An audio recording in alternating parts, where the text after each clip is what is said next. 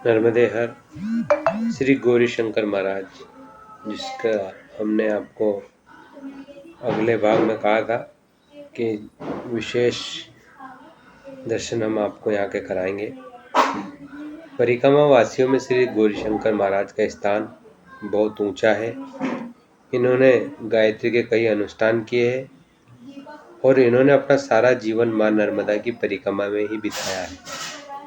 श्री गौरीशंकर महाराज जी एक समय में मां नर्मदा की परिक्रमा के दौरान शूलपाणी की झाड़ी में चिरंजीवी अश्वत्थामा के दर्शन हुए थे।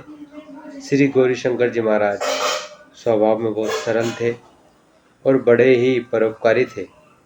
मां नर्मदा जी की कृपा का आनंद अधिक से अधिक व्यक्तियों को दिलाने के उद्देश्य से इन्होंने परिक्रमा वासियों एवं साधुओं की एक बड़ी जमात कायम की।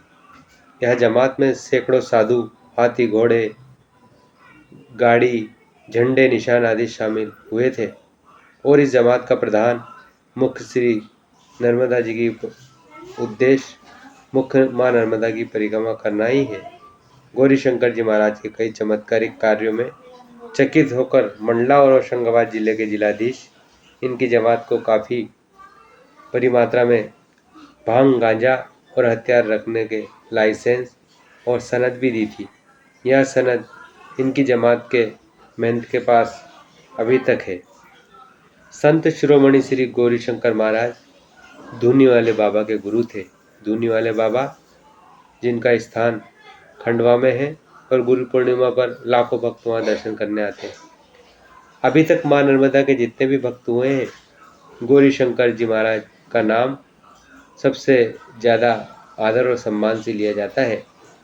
आप श्री कमल भारती के शिष्य थे, जिन्होंने मां नर्मदा की 3 बार परिक्रमा की थी।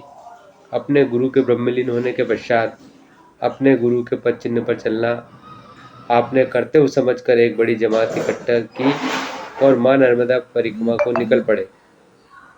भंडार बनाते समय यदि कह दे कि गुरुदेव घी की कमी है, तो आप तुरंत ही कह देते थे, श्रीमान जी घी मां नर्मदा जी से उधार मांग लो, और एक बड़े पात्र में नर्मदा जल भर कर लाते और जैसे ही कढ़ाई पर डालते वह घी हो जाता था।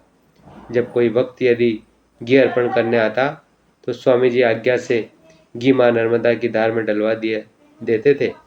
स्वामी जी मां नर्मदा पर अत्यधिक विश्वास करते थे। मां नर्मदा के जल में कभी प्रवेश नहीं करते थे, दूर से ही जल मंगाकर स्नान करते थे। हमने कुछ विश्वास पात्र लोगों से सुना है कि जिस समय एक जमात के लिए किसी वस्तु की कमी पड़ जाती थी तो मां नर्मदा जी का जल घी का काम कर देता था। कहा जाता है एक बार आपकी जमात होशंगाबाद में भजन कीर्तन कर रही थी। इसी जमात की गतिविधियों को एक अंग्रेज कमिश्नर देख रहा था और उसने मन ही मन संदेह किया, आखिर स्वामी जी इतनी बड़ी जमात को चलाते कैसे हैं और इतने समूह का खाना कैसे खिलाते होंगे। वह तुरंत स्वामी जी के पास पहुंचा और पूछा कि इतनी बड़ी जमात को चलाने के लिए खर्च कहाँ से लाते हो। स्वामी जी ने विनम्रतापूर्वक उत्तर दिया कि सब मां नर्मदा जी देती है, उनकी कृपा से हम सब खाते पीते हैं।